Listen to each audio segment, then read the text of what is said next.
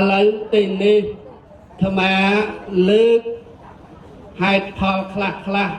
ở số tên năng bị thi bon là bạc nhiệt nhôm bị thi tì muối chầm ra bị chôn bị thi tì pí bị chạy buồn chầm ra bị chôn miền này thà thưa là làm bay ở giải dục nước tràn từng một thiệt chầm ra mùi tiết bị chạy buồn bị chạy bài tại cương à sài đó là cương à sài là bọc dương nước buồn giang tì mối chạy mà lạc tì pí bằng mà bát tì bay sân nào sân nát tì bốn cái liên là phê sạch chạc chẳng ruộng ngót thà bị chạy chẳng lại buồn đi bà dương chặt chạy hỏi bàn bầm tình hỏi đi xong nắng rồi mấy ở dưới cây cả lấy đằng miếng rồi bóc buồn giang nâng ra ở bờ ọt bàn sang thư tục đặc tế cho bà chìm bàn bịch chun mà oi cây cả lấy miếng rồi bóc buồn nâng thế nhóm tìm mối đối chỉ cứ sẽ liệt tẹt bằng bàn thư chạy và đặt bịch chạy nâng tế cho bà kia bịch chun tôi cả lấy ọt sẽ liệt tẹt ở bên đập bát bởi cái bàn thư bịch chạy buồn thì pi bên đập bát nâng tế bàn ao tiền cái đường bò được hộp nâng tế cho bà kia bịch chun ta cả lấy hộp bà la hộp xì đây xì ấy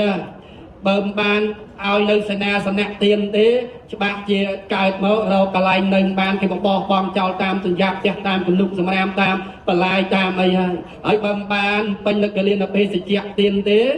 cho bà chia cả chiết nà nâng spì vịt mẫu tờ rốt hai tờ rốt kia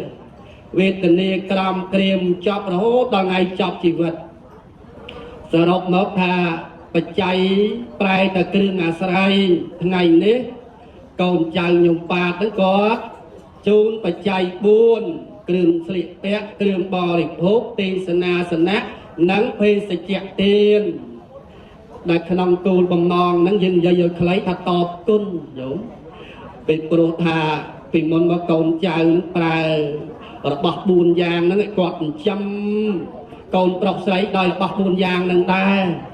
អស់ច្រើនណាស់ឥឡូវនេះយើងជាកូនប្រុសស្រីហ្នឹងមានឱកាសរកទ្រព្យសម្បត្តិបានហើយក៏បីចិញ្ចឹមរក្សាវិញទៅត្បិតនៅក្នុងពុទ្ធសាសនាហ្នឹងលោកបង្ហាញខ្លីអញ្ចឹងញោមលោកបង្ហាញនៅក្នុងមង្គលសូត្រមួយទៀតនៅក្នុងបារាភវសូត្រក្នុងមង្គលសូត្រលោកសម្ដែងថាមេត្តាបេតោឧបដ្ឋាននាងពុទ្ធទារៈសសង្ឃហោអនាគលាចកម្មន្តាអេតមង្គកលមត្តមង្គ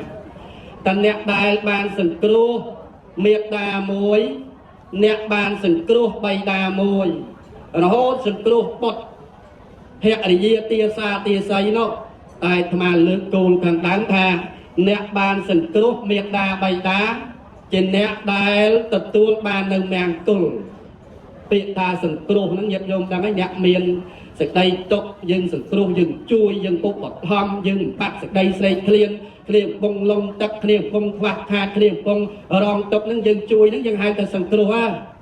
ដល់ពេលសង្គ្រោះមេត្តាបៃតានេះសង្គ្រោះ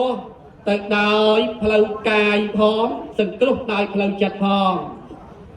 សង្គ្រោះដោយផ្លូវកាយចាំឧបត្ថម្ភដោយបច្ច័យទាំងឡាយ4សង្គ្រោះដោយផ្លូវចិត្តនោះឯងគឺកុំឲ្យគាត់ពិបាកចិត្តឲ្យពីក្មេងមកជាក្មេងបានទៅសិក្សារៀនសូត្រតាមសាលាមានចំណេះជំនាញធ្វើការងាររកស៊ីសមរម្យចិញ្ចឹមត្រឹមត្រូវតាមផ្លូវច្បាប់ហើយដល់ពេលមានឱកាសមានលុយមានកាក់ហើយឧបត្ថម្ភគាត់វិញជួយគាត់វិញទំនុកបំរុង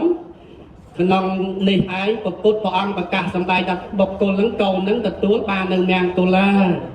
មង្គលនឹងមានន័យថាសេចក្តីល្អញោមហើយដល់ពេលផ្ទុយមកវិញក្នុងបារាភវសូត្រហ្នឹងញោមលោកសម្ដែងតែយោមមេតារាងវាបិតារាងវាចិនកੰកហពន្ធហ្នឹងបុសន្តោរហូតទៅដល់ចុងក្រោយបារាភវតោមុខខាងមានន័យថានរជនណាមានទ្រព្យធនធាន